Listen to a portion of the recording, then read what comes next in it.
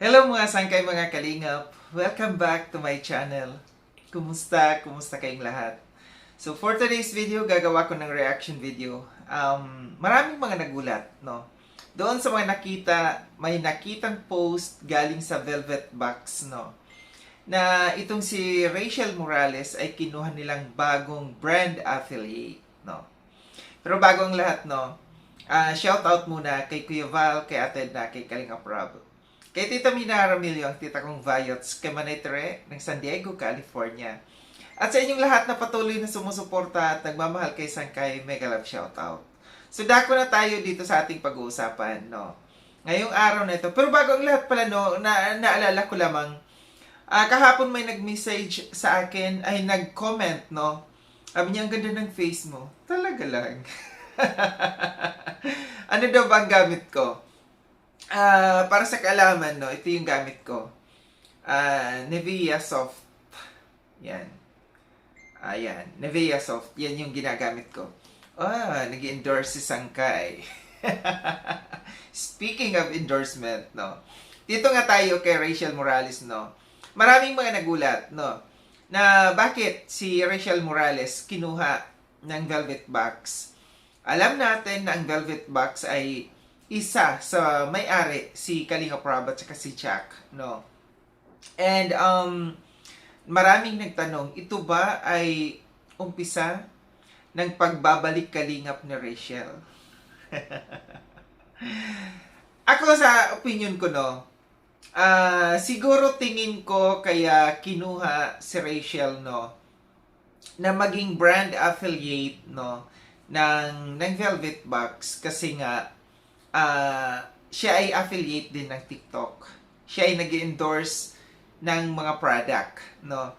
Nakita natin dito sa post ng Velvet Box, no, sa kanilang FB page ay introducing our newest brand affiliate, Miss Rachel Morales. Welcome to Velvet Box family. So, welcome na, no, si Rachel Morales dito ng Velvet Box. Nagkaroon ng siguro contract signing. Nakikita natin pumipirma dyan sa mga pictures si Rachel, no. Ando doon sina Kalinga Prab, sina Jack, no. And sino ang kumuha dito kay Rachel? Maaari si Kalinga Prab, no. Kasi nakita natin, no, na gaya ng sabi ko, si Rachel ay nakita natin na si Rachel, no, nagpo-promote din, nagbebenta din ng mga product from TikTok, no. So, siguro sa tingin ni Kalinga Prab, kaya siya kinuha, sabi niya siguro, sa isip niya siguro, may potential itong batang ito, no, na pwede sa Velvet Box. Why not, di ba? Para din siguro, isa sa mga dahilan para makamove on. Hindi. Extra income din yan, no. Sayang din, no, yung pagkakataon kung hindi ito tatanggapin ni Rachel. Kaya niya siguro tinanggap dahil nakikita niya siguro sa ibang mga Kalingap Angels, no, na kumikita din sa Velvet Box, lalo na pagka meron silang live, no. And nakikita natin na ibinibigay talaga yung kanilang mga commissions, no, sa kanilang kita pagka sila ay nakakapag-live, pagka sila ay kumukota sa kanilang sa kanilang pagla-live. Malaking bagay din ito sa Velvet Box. Tingin ko malaking tulong ito si Rachel sa pagpo-promote ng kanilang product, no? And malaking tulong na maka-increase sa kanilang sales, no, sa kanilang revenue. And alam natin, no, na ang nandiyan dyan yung mga supporters ni Rachel, no, mga sponsors, maaaring suportahan din dito si Rachel. Kaya magbe-benefit din talaga dito ang Velvet Box sa kay Rachel, no, sa pagkuha nila dito sa kay Rachel na as brand affiliate, no. Nandiyan dyan yung mga sponsors, no. Malamang talagang susuportahan ito. At parehas sila, no, magbe-benefit dito. Velvet Box, Rachel, no, pareha sila magbe-benefit dito sa pagkuha dito sa kay Rachel. So sa mga nagtatanong, ito daw ba ay umpisa ng pagbubukas sa kay Rachel dito sa loob ng Kalingap? Ewan ko. So, ewan ko. Ewan ko, tanong nyo kay Kalingap Rob, ba't akong tinatanong nyo?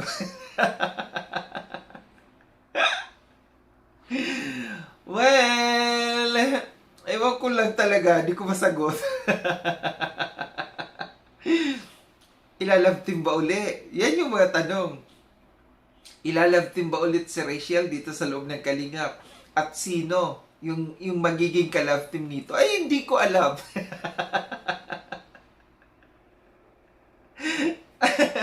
Hindi ko alam. Huwag sasanggang tanungin nyo. Message kayo kay Kalingap Rob. Pero seriously, no, baka naman hanggang velvet box lang si Rachel, no. Baka naman hanggang doon lang, no. Walang kinalaman dito sa loob ng Kalingap, no. Pero hindi ko masisisi yung mga nagtatanong diyan, mga napapaisip diyan kasi syempre si Kalingap Rob, may isa sa may-ari ng velvet box, no.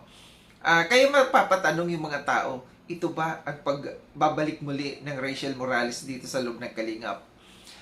Para sa akin tingin ko mas okay na si Rachel, no, yung katayuan niya ngayon, na solo siya sa ngayon, no. Okay na 'yan. Total may sponsor siya, kumikita siya sa kanyang sa mga TikTok niya, no. Ito, another income sa Velvet Box, no. Okay na 'yan. Wag na siyang pumasok pa, no. Muli sa sa love team, no. Wag na siyang pumasok muli. Baka masaktan siyang muli. Ewan. Basta, yun yung sa tingin ko. Yun yung tingin ko lang, no. Yun yung para lamang sa akin, opinion ko lamang, no. Na siguro mas maganda yung panatilihin niya kung nasaan siya sa ngayon, no. Kung ano yung estado niya sa ngayon, panatilihin niya. Siguro enough na yung mga naranasan niya. Sana ano na lang, no, mag chill na lang muna siya. Sabi nga ni Kuya Val, chill, cool. No? Para less stress, less issue, no? Maganda yung ganyan, solo na walang iniisip, no? Walang malilesen yung mga bashers, no?